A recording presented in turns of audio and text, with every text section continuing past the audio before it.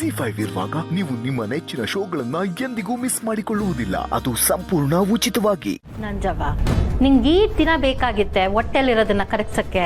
ಶಶಿ, ಈಗ ತಾನೇ ನಮ್ಮ ಮನೆಗೆ ಬಂದವಳೆ. ಬತ್ತಿದಂಗೆ ಏನಾರು ಪ್ರಯೋಗ ಮಾಡಿಬಿಟ್ರೆ ಅವ್ರು ಹೋಗ್ಬಿಟ್ಟಾಳ. ಆ ಬಂಗಾರಮ್ಮ ಬಿರುಗಾಡಿ ಹಂಗೆ ಮನೆಗೆ ನುಗ್ಗಿ ನನ್ನ ಮಗನ ಒಟ್ಟಿಗೆ ಹಾಕೊಂಡು ಹೋಗ್ಬಿಟ್ಟಿರೋಳು. ಅದು ದಿಟ್ವೇಯ.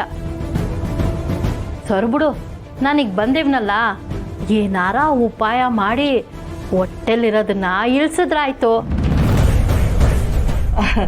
ಸಸಿ, ಹೋಗಿ ಕೈಕಾಲು ಮುಖ ತೊಳ್ಕೊಬ, ಸರ್ಬತ್ ಕುಡಿಯುವಂತೆ. ಪಲ್ಲವಿ, ಹೋಗವ, ಹೊಸಿ ಸರ್ಬತ್ ಮಾಡ್ಕೊಬ.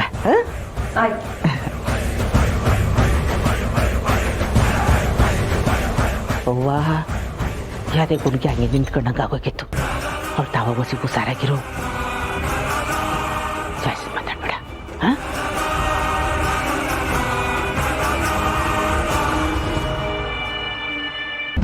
ಸಾನವ್ರ, ನನ್ನಿಂದನೇ ಅಲ್ವೇ ಮೇಷ್ಟ್ರಂಗೆ ಮಾತಾಡಿದ್ದು. ಅದಕ್ಕೆ ನೀವಿಂಗೆ ನೊಂದ್ಕೊಳ್ಳೋದ್ರಾಗೆ ಅರ್ಥನೇ ಇಲ್ಲ. ಅವ್ರ ಮನ್ಸ್ನಾಗಿರೋದನ್ನ ಹೇಳೋಕ್ಕೆ ಸಮಯ ಕಾಯ್ತಾ ಇದ್ರು. ಅದನ್ನ ಈಗ ಹೇಳೋರೆ. ಇದರಿಂದ ನನಗೆ ಬೇಸರನೂ ಇಲ್ಲ, ನೋವೂ ಇಲ್ಲ. ನಂಗೆ ಒಂದು ಬೇಸರ ಏನು ಗೊತ್ತಾ, ಮೇಷ್ಟ್ರು ನನಗೋಸ್ಕರ ಬದಲಾಗಲಿಲ್ಲ ಅನ್ನೋದಕ್ಕಿಂತ ನಾನು ಇವ್ರನ್ನ ನಂಬಿಟ್ನಲ್ಲ ಅಂತ ಹೊಸ ಬೇಸರ ಆಟೆ.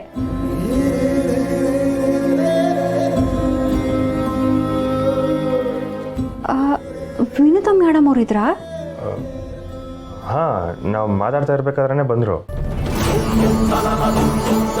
ನನಗೊಂದು ಸಹಾಯ ಮಾಡ್ತೀರಾ? ಹೇಳಿ. ಚಂದ್ರು ಅಣ್ಣಯ್ಯನ ಬರಕ್ಕೆ ಹೇಳ್ತೀರಾ? ನಾನು ಅಣ್ಣಯ್ಯನ ತವ ಮಾತಾಡಬೇಕು. ಚಂದ್ರು ಭವನ? ಆದರೆ ನೀವು ಮಾತಾಡ್ಬೇಕಾಗಿರೋದು ಮೇಷ್ಟ್ರ ತಾನೆ? ಹ್ಞೂ, ಆದರೆ ವಾ, ಬಾವಂಗೆ ಇಸೆಲ್ಲ ಹೇಳ್ಬಿಟ್ಟು ಭಾವನೆ ಮೇಷ್ಟ್ರ ತಾವ ಮಾತಾಡಲಿ ಅಂದ್ಲೆ? ಒಳ್ಳೇದು. ಭಾವ ಹೊಸಿ ಸಮಾಧಾನವಾಗಿ ಮೇಷ್ಟ್ರ ತಾವ ಮಾತಾಡ್ತಾರೆ. ಸರಿ, ನಾನು ಬರಕ್ಕೆ ಹೇಳ್ತೀನಿ. ಮನೆ ತವ ಬೇಡ, ಆಚೆ ಗುಡಿ ತವ ಅಥವಾ ಬ್ಯಾರೆ ಎಲ್ಲಾದರೂ ಬರಕ್ಕೆ ಹೇಳಿ. ಸರಿ, ಹೇಳ್ತೀನಿ. ನಾನು ಸೆಮ್ಸ್ಬಿಡಿ. ಅಯ್ಯೋ, ಸೆಮ್ಸು ಅಂತ ತಪ್ಪು ನೀವು ಏನೂ ಮಾಡಿಲ್ಲ.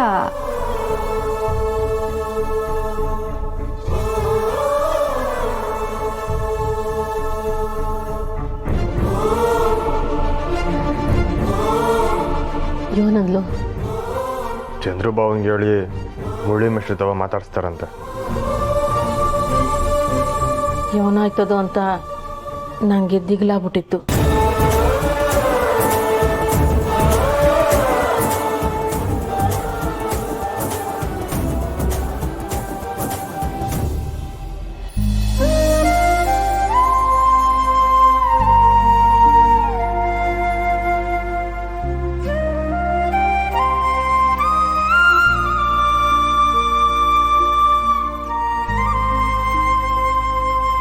ಅತ್ತೆ, ಇವತ್ತು ನಮ್ಮ ಮನೆ ದೇವರು ನನ್ನ ಮಾತು ಕೇಳೋದಕ್ಕೆ ಎಷ್ಟು ಹಠ ಮಾಡ್ದ ಗೊತ್ತಾ?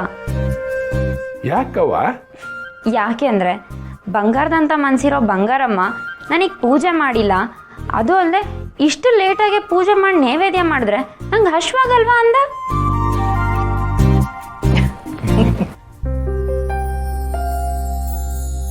ನೀವು ಯಾವಾಗಲೂ ಹೀಗೆ ನಗ್ನಗ್ತಾ ಇದ್ರೇನೆ ಚಂದ ಅತ್ತೆ.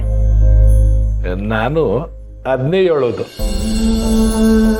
ನಾನಿದ್ದು ನೀವು ಇಷ್ಟೊಂದು ಸಪ್ಕಿದ್ದೀರಾ ಅಂದರೆ ನನಗದನ್ನು ಸಹಿಸ್ಕೊಳಕ್ಕಾಗ್ತಿಲ್ಲ. ಹೊಸ ವಿಷಯನ ಮನ್ಸಿಗೆ ಹಚ್ಕೊಂಡವಳೆ ಅಟ್ಟೆ. ಹೌದು ಅತ್ತೆ, ನಾನು ಹೊಸ ಜೊತೆಗೆ 3 ಹೊತ್ತು ಇದ್ದು ಅವಳು ಬೇಕು ಬೇಡಗಳನ್ನೆಲ್ಲ ನೋಡ್ಕೋಬೇಕು ಅಂತಾನೆ ಇದ್ದೆ.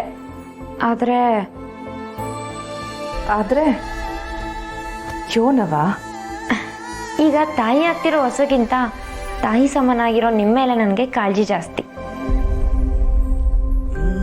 ಅಲ್ಲಿ ಹೊಸನ್ ನೋಡ್ಕೊಳ್ಳೋದಕ್ಕೆ ಅಮ್ಮ ಪಲ್ಲವಿ ಇಬ್ರು ಇದ್ದಾರೆ, ಆದರೆ ಇಲ್ಲಿ ನಿಮ್ಮನ್ನು ನೋಡ್ಕೊಳ್ಳೋದಕ್ಕೆ ನನ್ನನ್ನು ಬಿಟ್ಟು ಬೇರೆ ಯಾರಿದ್ದಾರೆ? ಅದಕ್ಕೆ ಅಮ್ಮನ ಹೊಸ ನೋಡ್ಕೊಳ್ಳೋದಕ್ಕೆ ಅಂತ ಕಳಿಸ್ದೆ. ಈಟ್ ದಿನ ನಾನು ಮನೆ ಬಗ್ಗೆ ಮನೆಯವ್ರ ಬಗ್ಗೆ ಕಾಳಜಿ ತಗೊಂಡಿದ್ದೆ. ಅದು ಏಟೆ ಭಾರ ಅನ್ಸಿದ್ರುವೆ, ಅದ್ಯೋನೆ ಸಮಾಧಾನ ಇಲ್ಲದೆ ಹೋದ್ರುವೆ ಹೊರಗಡೆ ಯಾರಿಗೂ ತೋರಿಸ್ಕೊಳ್ದಂಗೆ ಎಲ್ಲನೂ ಹೆಗ್ಲ ಮೇಲೆ ಹಾಕೊಂಡಿದ್ದೆ. ಆದರೆ ಈ ದಿನ ನನ್ನ ಬಗ್ಗೆ ಯಾರೋ ಒಬ್ರು ಯೋಚನೆ ಮಾಡ್ತಾರೆ ಅನ್ನೋದನ್ನ ಕೇಳೋಕ್ಕೆ ಅದು ಯೋಟ್ ಸಮಾಧಾನ ಅನಿಸ್ತೈತೆ ಗೊತ್ತಾ.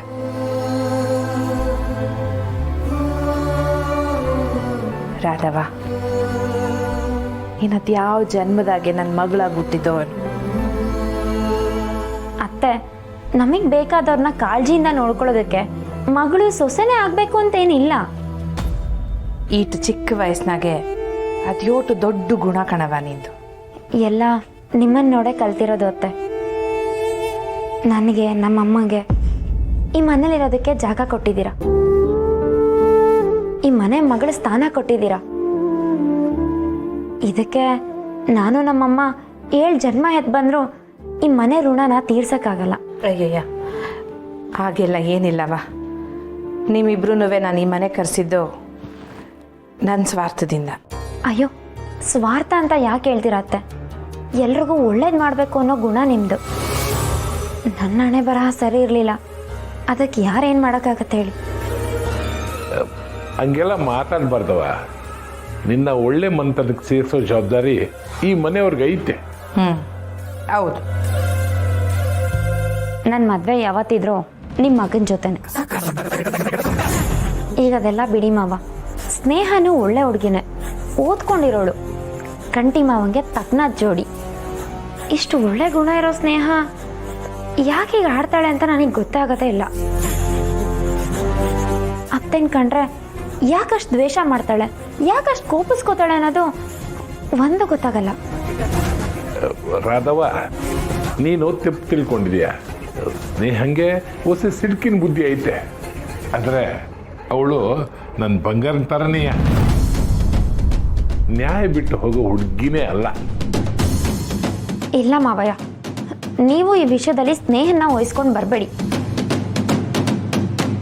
ನನ್ನ ಮಾತಿಂದ ನಿಮಗೆ ಬೇಜಾರಾಗ್ಬೋದು, ಆದರೆ ನೀವು ಯಾವತ್ತೂ ಅತ್ತೆ ಪರವಾಗಿ ಯೋಚನೆನೇ ಮಾಡಿಲ್ಲ. ಇಲ್ಲ, ನೀನು ಅಂದ್ಕೊಂಡಿರೋದು. ಅತ್ತೆ, ಮಾವಂಗೆ ನೇರವಾಗಿ ಉತ್ತರ ಕೊಡ್ತಿದ್ದೀನಿ ಅಂತ ನಿಮ್ಮ ಮನ್ಸಿಗೆ ಅನ್ಸಿದ್ರು ಪರವಾಗಿಲ್ಲ, ಆದರೆ ನಾನಂತೂ ಯಾವಾಗಲೂ ನಿಮ್ಮ ಪರನೇ. ನಾನು ಈ ಮನೆಗೆ ಬಂದಾಗ್ಲಿಂದ ನೋಡ್ತಾ ಇದ್ದೀನಿ. ಆ ಸ್ನೇಹ ಈ ಮನೆ ಪರವಾಗಿ, ನಿಮ್ಮ ಪರವಾಗಿ ಯಾವತ್ತೂ ಇದೆ ನಾನು ನೋಡೇ ಇಲ್ಲ.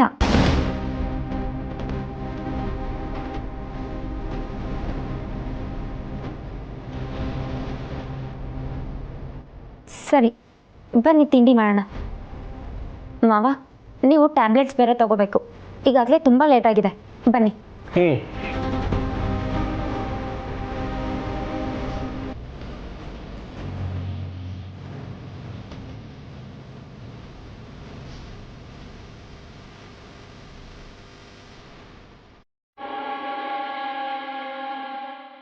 ZEE5 ಆಪ್ ಡೌನ್ಲೋಡ್ ಮಾಡಿ ಎಲ್ಲಾ ಸಂಚಿಕೆಗಳನ್ನು ಸಂಪೂರ್ಣ ಉಚಿತವಾಗಿ ನೋಡಿ.